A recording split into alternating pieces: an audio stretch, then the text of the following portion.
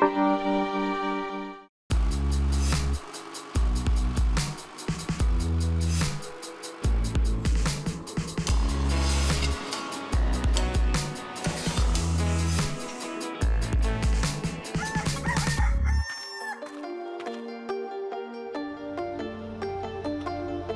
parler de l'alimentation des animaux, je vous emmène à Gembloux, à la ferme expérimentale du Centre wallon de recherches agronomiques.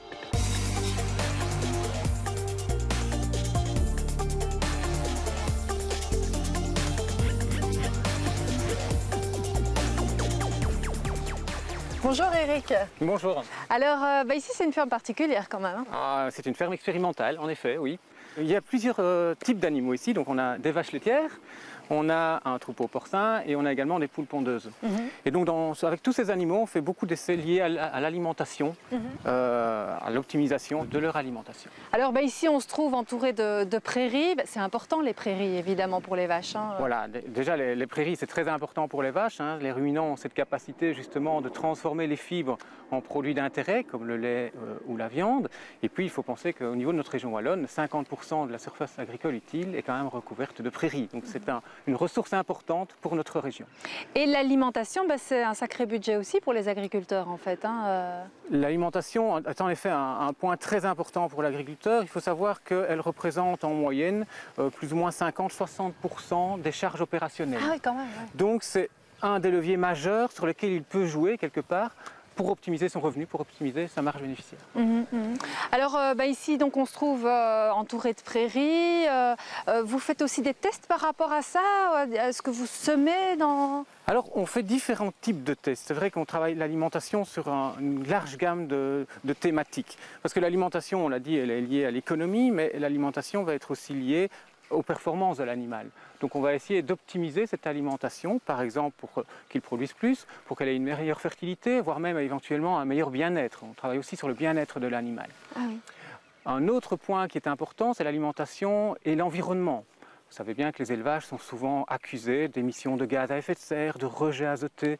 Eh bien, on essaye de quantifier ces émissions et essayer de les moduler au mieux avec l'alimentation.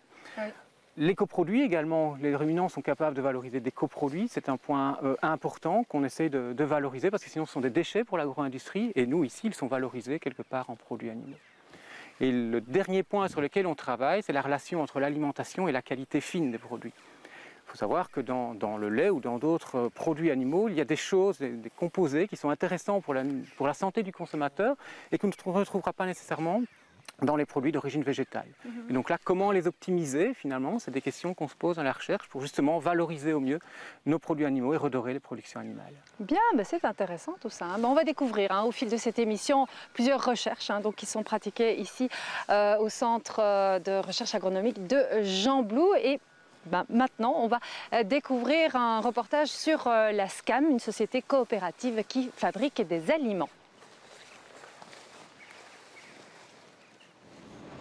À Fleuref, l'usine Alia 2 de la SCAM culmine à plus de 50 mètres de hauteur. Du 8e étage, on aperçoit un champ de céréales. C'est la matière première la plus utilisée dans l'alimentation des animaux. Ici, un tiers des matières premières arrivent par bateau.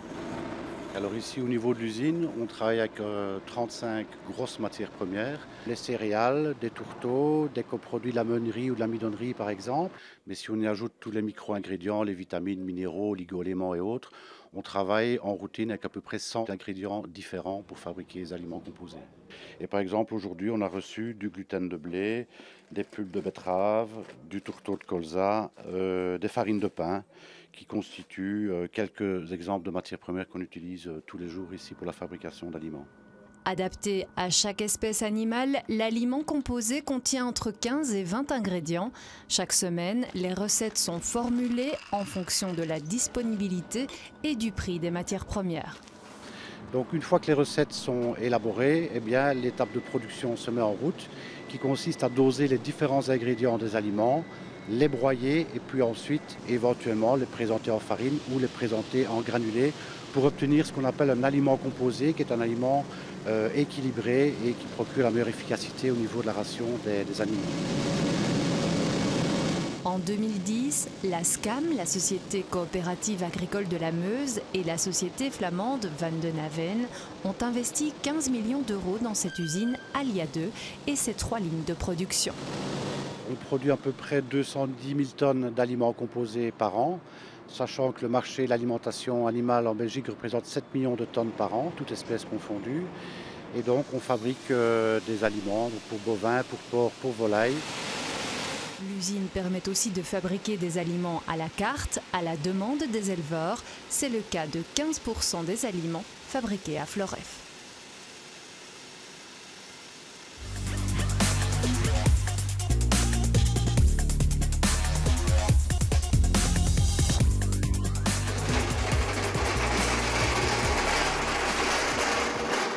Bon alors c'est quoi tout cet appareillage? C'est un appareil qui sert à mesurer les émissions de méthane chez la vache laitière ici. Ah, ils en produisent beaucoup comme ça, du méthane? Les vaches produisent à peu près 440 litres de méthane en moyenne par jour. C'est beaucoup ou...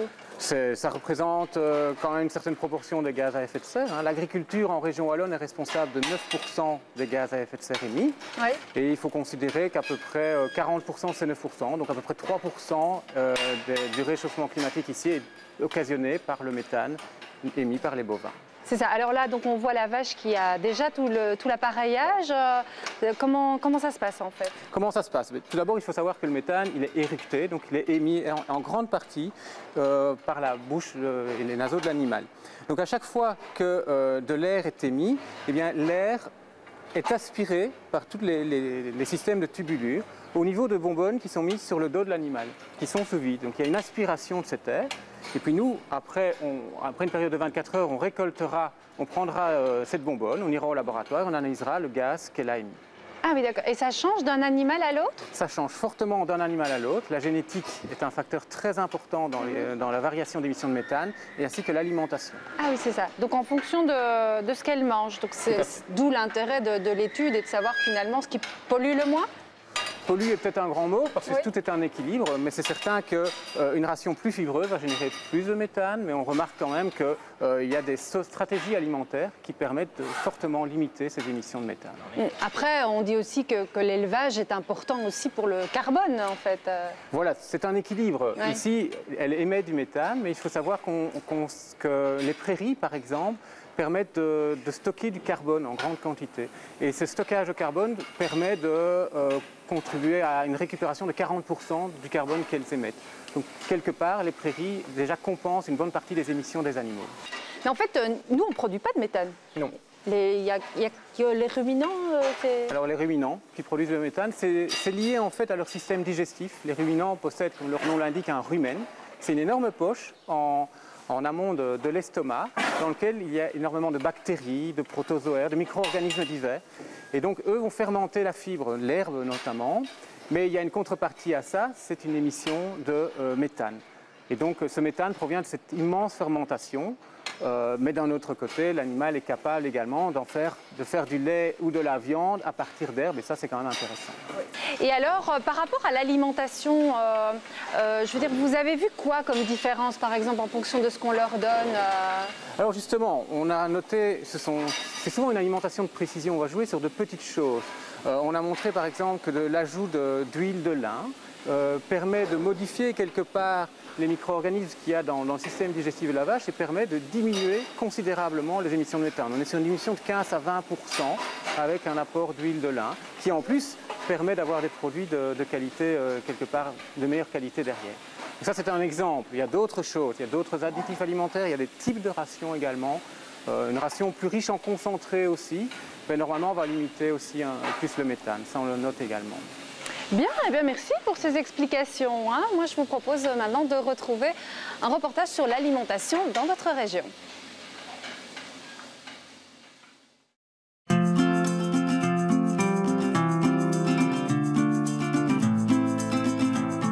Salut à toutes et à tous, zoom aujourd'hui sur l'alimentation des bovins dans une ferme ici de Sombref, mais aussi sur les orties. C'est une plante qui est peu appréciée des hommes, mais on la cultive et elle sert notamment de complément alimentaire pour des chevaux. On le verra, on en cultive de l'ortie dans l'est du Brabant wallon, à Oprebay, à Torenbay-les-Béguines, mais aussi dans la région de Gembloux, exemple donc ici à la ferme de Georges Beguin à Sombref.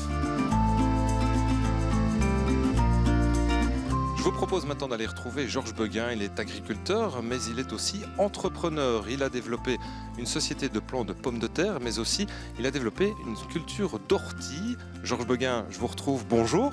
Bonjour. Alors, vous êtes d'abord agriculteur, ici, exploitation, on va dire, classique. Oui, c'est ça. Donc en fait, j'ai repris l'exploitation de mon père en 86. Et donc à l'époque, c'est une exploitation classique avec les cultures de betteraves, froment, escourgeons, maïs. Et également prairie, parce qu'il y avait ici un troupeau bleu-blanc belge à l'étang, qui est toujours là d'ailleurs et que nous verrons tout à l'heure. Alors vous avez aussi développé, et ça c'est original, des cultures d'orties. Alors pourquoi ? Alors il y a 4 ans, effectivement, on a encore recherché une diversification, donc alors on s'est penché sur l'ortie. Et dans ce but, on a créé une société qui s'appelle Agro-Ortie. Et nous avons commencé à produire l'ortie pour faire des compléments alimentaires pour chevaux. Donc l'université de Liège, avec le professeur Certain, avait fait toutes des études sur les bienfaits de l'ortie pour le cheval, et ce qui nous a permis de nous lancer à ce moment-là. Et maintenant, nous travaillons avec des sociétés de fourniture d'aliments pour chevaux. Oui, alors la culture de l'ortie, c'est pas facile. C'est pas facile, non, mais si vous voulez, on peut aller sur le champ et on s'en rendra compte très facilement. Allez, ben on vous suit et on se rend tout de suite sur un champ d'ortie.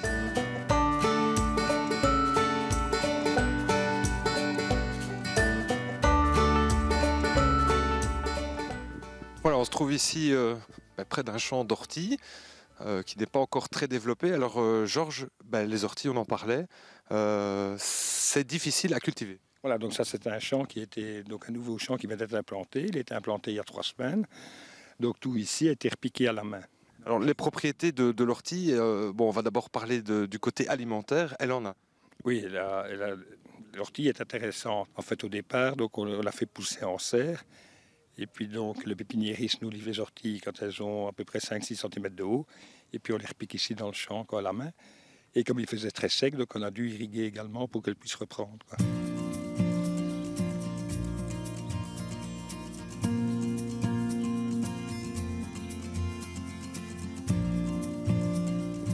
Alors on se trouve ici à la ferme des Baumers, où justement on élève beaucoup de chevaux. Il y a beaucoup de prairies de chevaux. Les chevaux qui mangent des orties, mais pas comme aliment principal évidemment. Non, c'est principalement comme complément alimentaire. Il faut savoir que l'ortie est très riche en vitamines, les vitamines C, presque 6 fois la valeur de l'orange, donc c'est énorme. Provitamine A, tout ce qui est bêta-carotène, donc pour la fertilité, tous les très très riches en minéraux, et pour les chevaux, surtout avec le silicium, pour les pattes c'est très bon, les chevaux de course c'est ce qu'il faut.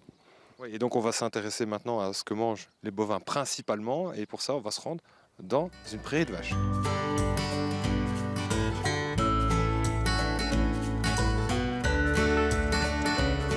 On se trouve à présent dans une prairie avec des vaches et un taureau. Alors je me retourne vers vous, Jean-Pac. Alors la base de l'alimentation, évidemment, pour les bovins, ça reste l'herbe. Oui, l'herbe, c'est vraiment la bonne base pour les bovins, contient de l'oméga 3, les protéines.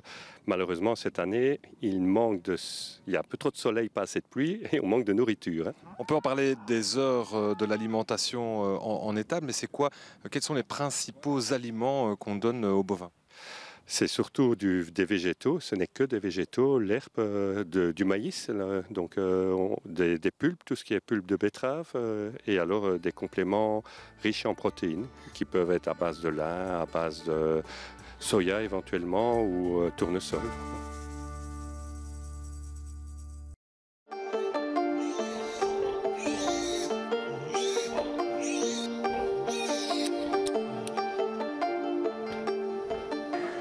On se trouve maintenant dans la porcherie du Centre de recherche agronomique de Gembloux, en compagnie de José. C'est un peu votre domaine ici, hein ? Oui, effectivement, nous travaillons sur les porcs. On dispose d'un petit élevage de truies, une centaine de truies, pour mener à bien toutes nos recherches dans le domaine de l'agronomie, à l'utilisation des porcs en élevage. Et notamment des recherches sur l'alimentation, ce qui est le meilleur pour les animaux ? Oui, sur l'alimentation, en rapport avec la qualité de la viande de porc. On consomme beaucoup de viande de porc quand même en Belgique. Ça reste une des viandes les plus consommées. Donc forcément, on étudie l'alimentation, mais on étudie aussi le bien-être des animaux. On étudie aussi l'impact sur l'environnement de la production porcine. Bon, et en l'occurrence, ici, nous sommes dans les truies gestantes où on prépare effectivement nos truies, on les mesure, on les pèse, on vérifie leur état d'embonpoint, parce que nous sommes ici en préparation des porcelets qui vont être utilisés dans un cadre expérimental. C'est ça. Alors, quand vous dites on mesure l'embonpoint, donc on mesure en fait la couche de gras, c'est ça? Oui, exactement, la couche de gras. Donc, on parle du lard dorsal, qui est un bon paramètre en fait pour apprécier l'état d'embonpoint. Une truie très maigre, une truie plutôt très grasse. Et il faut qu'on arrive à un état d'embonpoint relativement optimal au moment de la mise bas pour donner naissance au porcelet. Elles ont faim, hein, donc elles sont en train de manger, sera bientôt là, en fait. Voilà, il y en a un qui part. Bien, eh bien, merci beaucoup José pour ces explications. On va aller à la maternité juste après. Tout de suite, je vous propose de retrouver Antoine et Pablo. Arrête toi. Arrête. C'est parti. Moi j'aime bien les pâquerettes, les petits oiseaux, les fraises des bois. Bonjour tout le monde, bienvenue dans cette séquence. Comment ça marche? On se trouve le long de la chaussée de Dinan à Wépion. À Wépion, pourquoi? Bien sûr pour vous parler de la culture de fraises. Et on se bouscule déjà au portillon pour en acheter. Nous, on va aller voir comment elles sont cultivées. Oui, les fraises des bois. C'est parti, nous voici sur les hauteurs de Wépion. On va rejoindre Luc. Ah, il y a des petits jets d'eau là. Ah, Philippe. Ah, voilà Luc. Bonjour Luc. C'est vous le grand Manitou de cette culture de fraises, la plus grande de Wépion? Oui, 16 hectares de fraises, 700 000 raviers. C'est énorme. Oui, c'est 2% de la consommation belge. C'est pas mal. Vous êtes le king de la fraise. Sur la route de Montmartre à Paris, j'ai rencontré trois filles de mon pays. Ah, les fraises et les framboises, les vins que nous avons bu. Alors, ça commence comment? Pouvez-nous montrer un petit peu l'ordre? Comment ça se passe? D'abord, on laboure les champs, après nous mettons du plastique et après nous plantons. Là, ils sont en train de planter. Ils vont manger maintenant, je crois. Ah, ils vont manger. Nous ne les verrons plus. Ça vient d'être planté, tout ça? Ça vient d'être planté aujourd'hui. Donc la plante, elle se présente comme ça, elle a plein de racines. Donc ceux-ci, ce sont des plants frigo. Ils ont été sortis du congélateur hier, donc ils ont 6 mois. Le trou, on le fait comme ça, on met le plant, hop, hop, hop, on pince un petit coup. Donc ils sont congelés avant d'être mis en terre. Voilà, à partir de là, vous revenez dans 6 semaines et il y a des fraises. C'est grosso modo, vous pouvez gérer comme ça vos roulements. Oui, voilà. Il existe 2 types de plants, des plants frais qu'on plante au mois d'août pour l'année suivante et des plants de frigo qui séjournent au frigo et qu'on plante quand on veut. Et ceux-là, les plants frigo, ils donnent 6 semaines après et les plants frais, c'est l'année suivante. Il y a longtemps que vous êtes dans la fraise? Moi, je suis à la 3e génération, on est depuis 1947. Vous êtes né dans les fraises? Bah oui. Donc ici, ce sont des plants qui ont été plantés il y a 15 jours. 15 jours, donc il faut encore attendre 4 semaines pour avoir des fraises. Donc à partir de la fleur, il faut encore 4 semaines. Il y a énormément de variétés en fait de fraises. On trouve 140 variétés différentes. Ici, donc, c'est de la Darselec. Elle est très bonne. Question de goût. Voilà. Alors, Pablo, suis-moi parce que là, je crois qu'on est en train de cueillir. On va aller voir. Ah, les fraises et les framboises, les vins que nous avons bu et les belles villageoises, nous ne les verrons plus. C'est bon ça, Luc. C'est bon plan, hein, aussi. Les bons plans, Luc. Il y a des fraises là. Et ici, il y a des fraises. Ah oui, ça donne envie. Hein. Ça va apporter quoi de mettre de la paille au pied du plant? Ben, c'est pour que la fraise reste propre. Et alors, vous avez une nouveauté, c'est que maintenant, vous avez des sangliers qui viennent manger vos fraises. Oui, depuis 3 ans, ils commencent à manger les fraises. C'était pas le cas avant? C'était pas le cas avant. C'est un problème parce que voilà, ils s'y plaisent et ils y restent. C'est qu'elles sont bonnes. Bah, probablement. C'est des clients qu'on voudrait plus voir. Voilà, Luc range la cargaison du jour. Il va aller vendre ça directement sur la chaussée de Dinan. Quant à nous, on vous retrouve pour une autre séquence Comment ça marche le mois prochain. À bientôt. Ciao. Ah, les fraises et les framboises, les bons vins nous avons bu et les belles villageoises, nous les reverrons plus.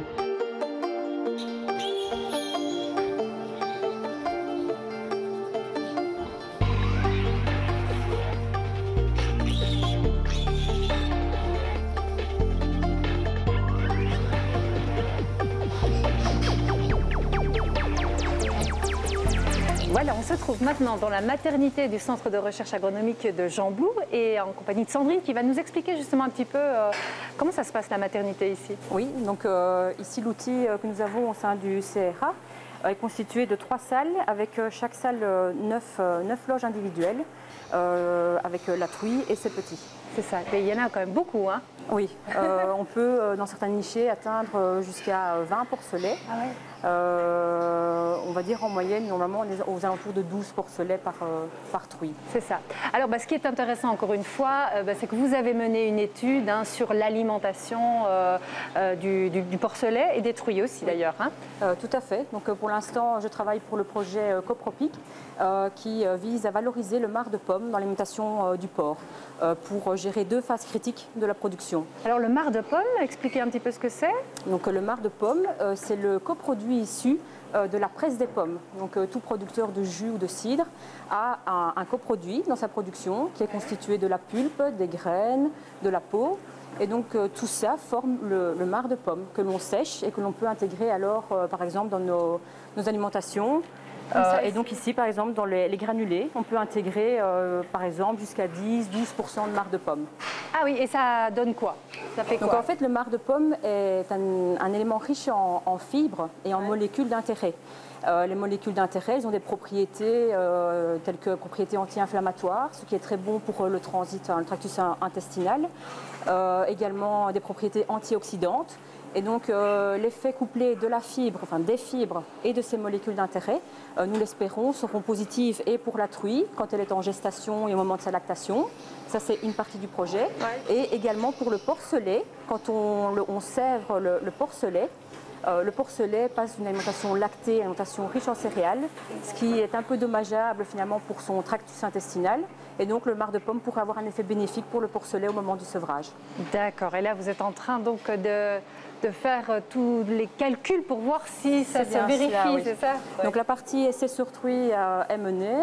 Nous avons déjà un grand jeu de données maintenant à analyser. Par la suite, fin de l'année, voire début de l'année prochaine, on commencera un essai alors là sur le porcelet au moment du sevrage. D'accord, ok. Bien, merci pour ces explications. Je vous propose maintenant d'aller en cuisine voir Ludovic qui vous prépare une recette simple à base de fraises.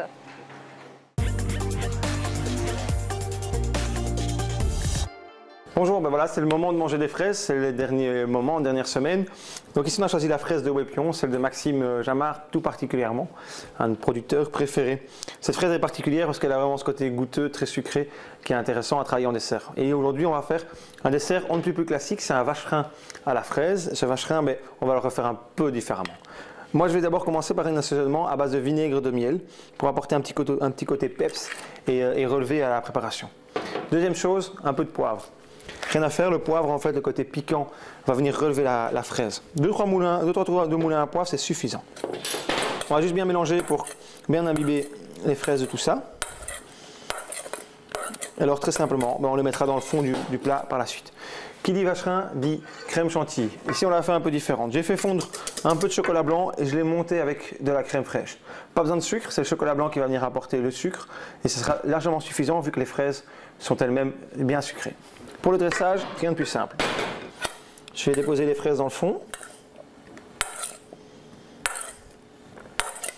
Déjà rien qu'à l'odeur, on sent le petit côté poivré, le côté vinaigré qui remonte. Et ça c'est vraiment un bon signe de beaucoup de gourmandise. La petite crème par-dessus. Veillez à ce qu'elle soit bien onctueuse, bien crémeuse. Pas trop battue surtout, pour qu'elle reste très légère en bouche.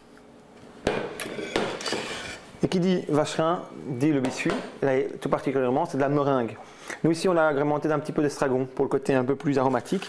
Et l'estragon en sucré on n'y pense jamais, mais ça fonctionne très très bien.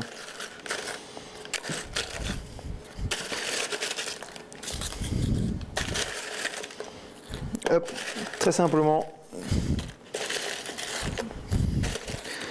Faut pas hésiter sur la meringue.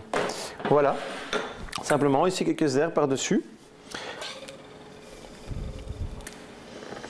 Donc voilà. Mais moi je ne peux pas y résister, donc je vais goûter et puis à bientôt. Hein.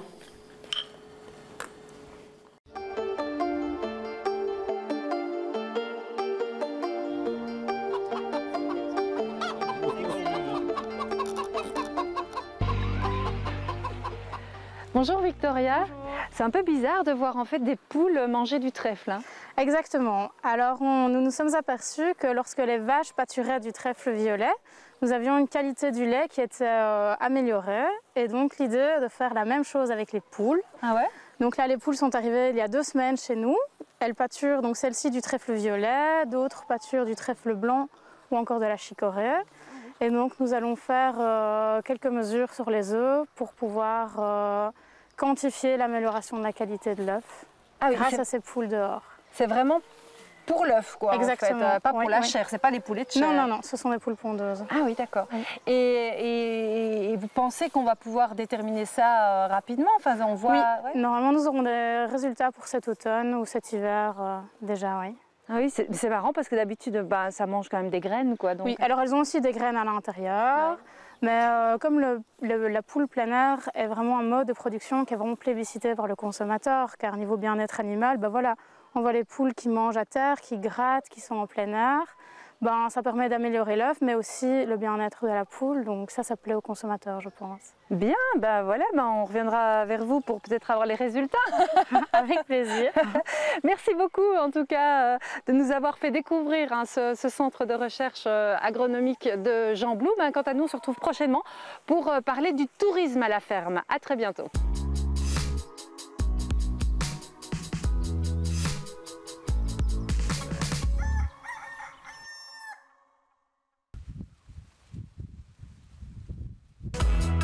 À l'agenda ce mois-ci, la foire de Libramont qui se tiendra du 28 au 31 juillet avec pour thème « Cultivons le climat ». Elle se prolongera les 1er et 2 août en forêt de Bertry. Et en parallèle, depuis 8 ans, le mouvement d'action paysanne organise une foire alternative. La petite foire aura lieu les 29 et 30 juillet à Semel, près de Neufchâteau. À très bientôt.